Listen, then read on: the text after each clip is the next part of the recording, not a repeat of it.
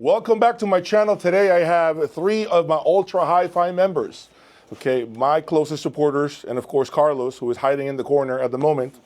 And they came out from different parts of the country, New York and of course Texas, right? And they have great systems themselves. The entire purpose of this video is to let you know their opinion of the Q7, the Magico Q7. We just got done through a 3-hour listening session at very loud volumes, anywhere from 80 to 90. I think we hit like 100 dB decibels.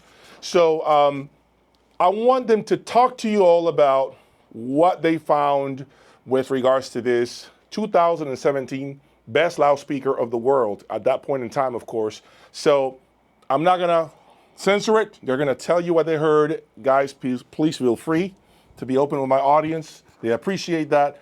Don't feel like I'm holding you hostage for being in my space, because at the end of the day, I'll be honest, I don't give a damn. I own all this shit inside, so it makes no difference. If you like one speaker or the other, it's my speaker anyway, so it doesn't matter, right? So I wanna get started first with the system that we utilize. We utilize the Apex Monos Commander and the Esoteric K1X SE Super Audio CD player using a Tyco Extreme music server and my cable line authentic audio image. All right, pretty straightforward. So I want to get right into it. Who wants to go first? Who wants to give their opinion about what they heard so far with the Q7s? I'll start. Actually, you can start and go ahead and tell everyone what your system consists of. So, Here, microphone, go ahead. okay. Thanks, Jay. My system is a pair of Rockport Lyra speakers with a Commander line stage, a Griffin Apex stereo amplifier, MSB 2 Select DAC, and the Tyco Extreme with the router and switch. So somewhat comparable because the amplification is Griffin, although these are monos, but the preamp is the same. So pros for me are, for vocals, I would say these speakers are incredible. Holographic image, incredibly precise and detailed. You can hear every note trail off to infinity. I was mesmerized by the vocals. The bass is very different from what I'm used to, which is a ported bass, which I'm starting to learn is a personal preference. This bass is extremely tight, but in the really, really low registers, it doesn't fill the room. It doesn't wash over you the way I'm learning a ported bass will. So I think that's a pretty significant downside for me, and I think I would need subs to round these speakers out. The other thing is that this is really the first time I have understood what Jay means by fatigue. I've never been fatigued with my own system, and that may be a function of the speakers. I never get fatigued in my system, so I never really understood what that was. I can listen for 4 or 5 hours with no problem. But after probably 30 or 45 minutes of listening to these speakers, I was ready for a break. And I don't know if that's the character of the speaker itself or the fact that the other thing I've noticed is that to get the full effect for me with this system and these speakers, the volume needs to be at 90 dB. I mean, it needs to be pretty high. And I don't know if it's the volume that is fatiguing or the character of the sound, but I definitely experienced that. And on some tracks, only a few, they were quite bright and even a little bit harsh, but I would say that's probably 2 out of 10 tracks, so I don't think that's really too much of a downside. So those are my first impressions. All right, so now we're gonna go to David. David, tell my audience what your system consists of right now, so they have an understanding. Thank you so much, Jay. So I have the Borisons 05 SSE. I have the JMMF stereo amplifier and preamplifier too. I have the Idiom Suite for DAC and streamer with a clock. I have a mix of cables between Shunata, Borisons, and Ansus cables. Well, talking about the difference of what I saw today, what we listened today, I think that I'm going to agree with John, and he explained very well a lot of the things that we listened during the last 3 hours. Um, for me, I don't know. It is a speaker that I would like to own. Yes, for sure. It is fast and it is an exciting speaker, and that's what I really like.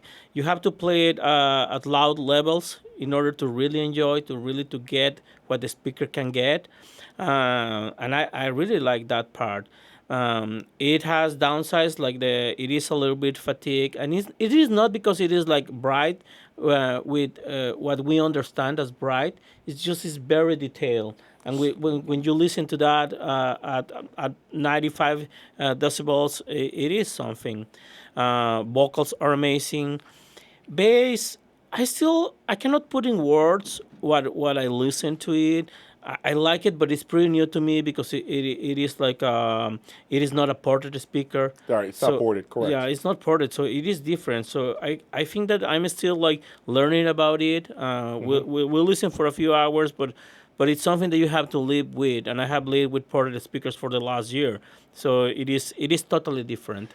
Very tight. You said off camera that you would cut the check or something like that. I can't remember what you said. Yes, I would. I would. It's like let's if you make a comparison with cars. Let's say that you go to the Ferrari dealer, you drive a Ferrari, and you're ready to write the check. And that's the way that I feel with these speakers. So you were impressed by the speed. You mentioned the speed was... The speed. The speed is something different. The vocals are unmatchable. But yes, it gives you the exciting. You know, music gives you feelings, and that's something that with this speaker is the excitement. It's very fast. Even the bass is very tight. So it transports you to different emotions so quickly, and I love that part. So yes, it's like going to the Ferrari dealer and say like, yes, I'm ready to write the check. Yes. Okay, so John, so to backtrack a little bit so that I am clear and the audience can summarize a little bit. You said that for you, you felt that you need to crank up the speaker relatively loud to really feel the body, the bass to enter the room, essentially, right? And when you go low volumes, you find it that it's a little bit thin sounding. You get the resolution, but the bass isn't exactly there.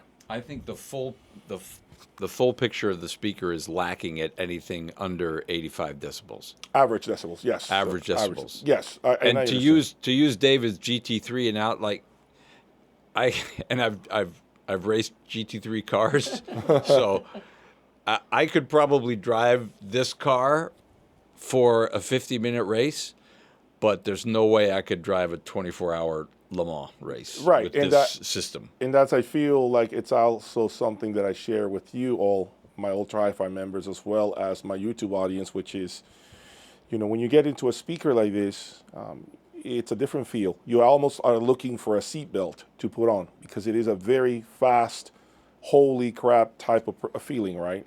There is, in my opinion, of course, the resolution factor is almost unmatched, I would say.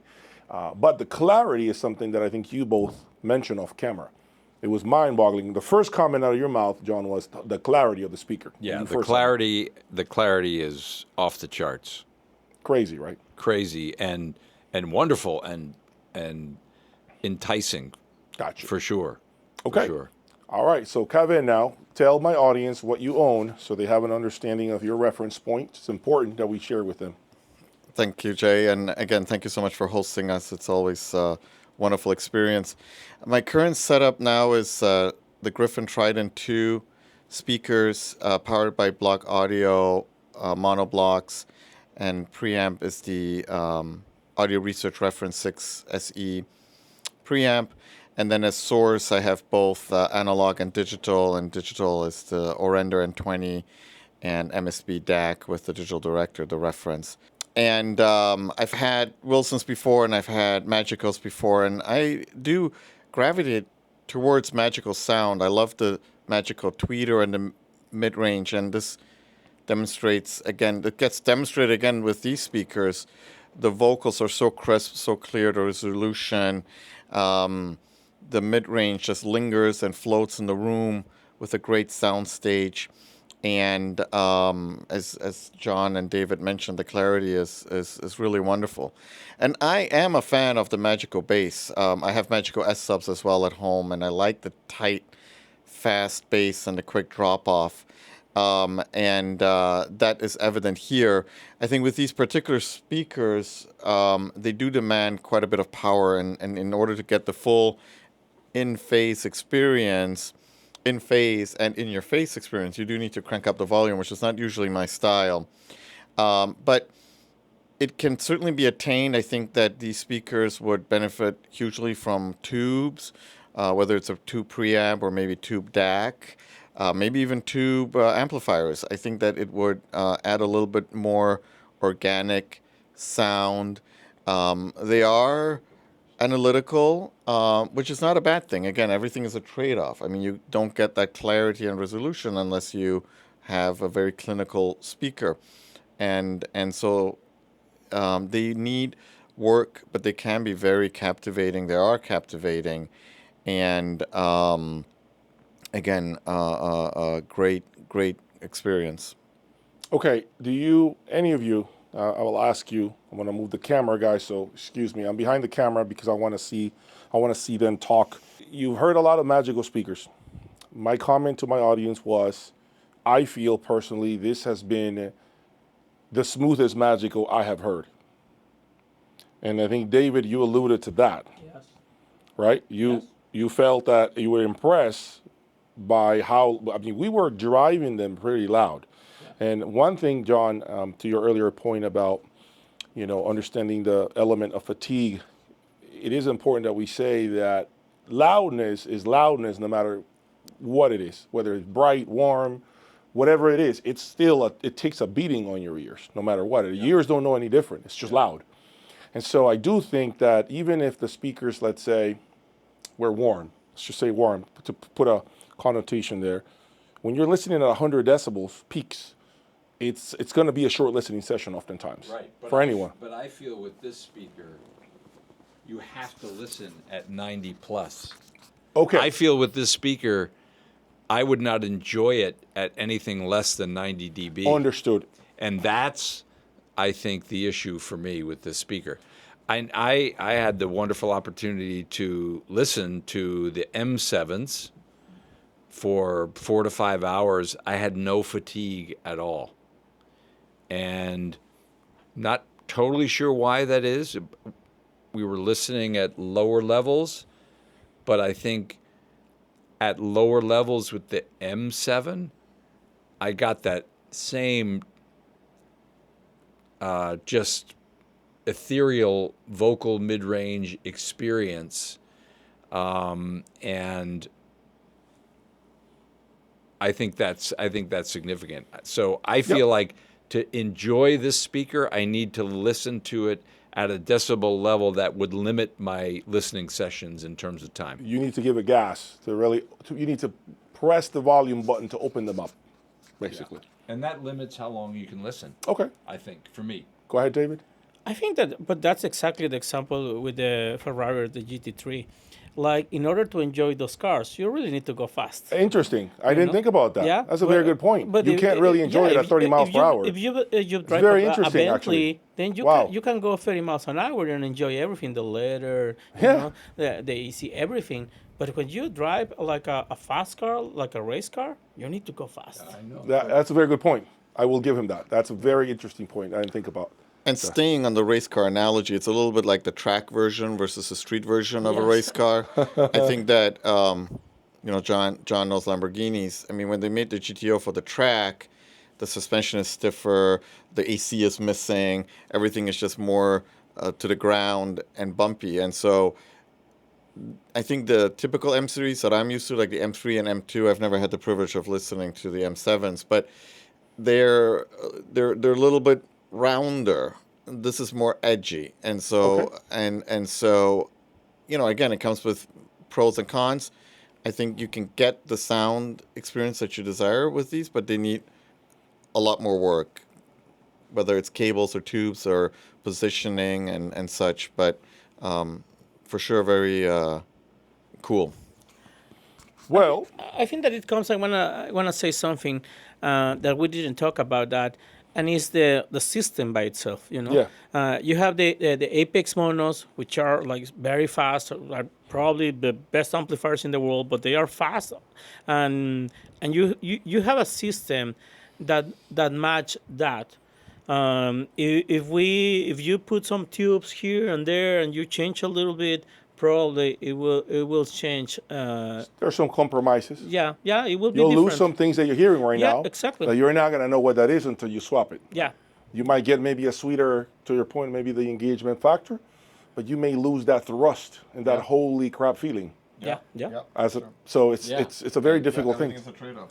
Yeah, and that like the first 20 minutes I listened to this, I kept looking over to you and going, "What the fuck? Like this is amazing." Yeah, But after an hour, I was tired. of course. I was tired. Yeah.